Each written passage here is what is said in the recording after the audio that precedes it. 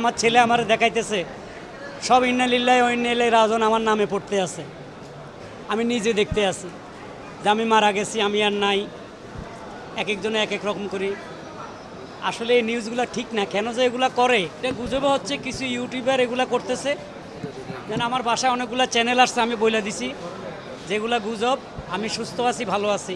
একটা ছবি আমার রিলিজ হয়েছে রিসেন্টলি, বরিশাল্লা পরি, আরেকটা স্নেহের বন্ধন, এটা শুটিং চলছে। আর ইউটিউবে আমি প্রচুর কাজ করতে আছি, অনেক প্রোগ্রাম নিয়ে নিছি হাতে। ঢাকার বাইরে, ফেনী, চট্টগ্রাম, অনেক জায়গায় শো নিছি। কিন্তু আমার একটা রোগ আছিল আগের থেকে, অ্যাজমা, শ্বাস নিঃশ্বাসের সমস্যা। তখন ওটা দেখা দিছে, আমি কিন্তু ডাক্তার দেখানোর মতো সময় পাইনি, কাজে ব্যস্ত। এর মধ্যে হঠাৎ করেই আমার ফুসফুসে নাকি অ্যাটাক করছে, ডাক্তার যেটা বলল। আমি বিছানায় পড়ে গেলাম নির্বাচনের 2 দিন আগে। কিন্তু তখন আর আমি কোনো ভালো ডাক্তার পাচ্ছিলাম না।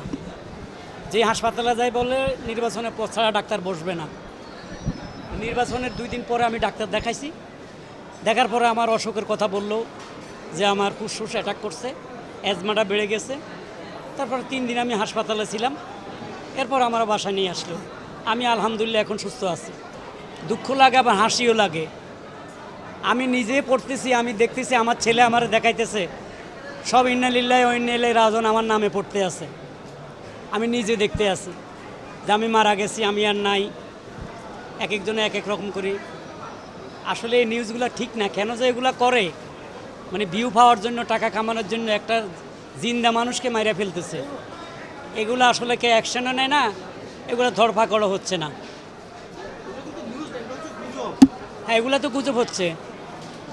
এটা গুজবে হচ্ছে, কিছু ইউটিউবার এগুলো করতেছে, যেন আমার বাসায় অনেকগুলো চ্যানেল আসছে, আমি বলে দিছি যেগুলো গুজব। আমি সুস্থ আছি, ভালো আছি। ইনশাল্লাহ কাজে ফিরবো ঈদের পরে। এখন আমি ওষুধ খাচ্ছি। আমাকে ডাক্তার বলছে কমসে কম 1-1.5 মাস রেস্টে থাকার জন্য। একটা ছবি আমার রিলিজ হয়েছে রিসেন্টলি, বরিশাল্লা পরি, আরেকটা স্নেহের বন্ধন, এটা শুটিং চলছে।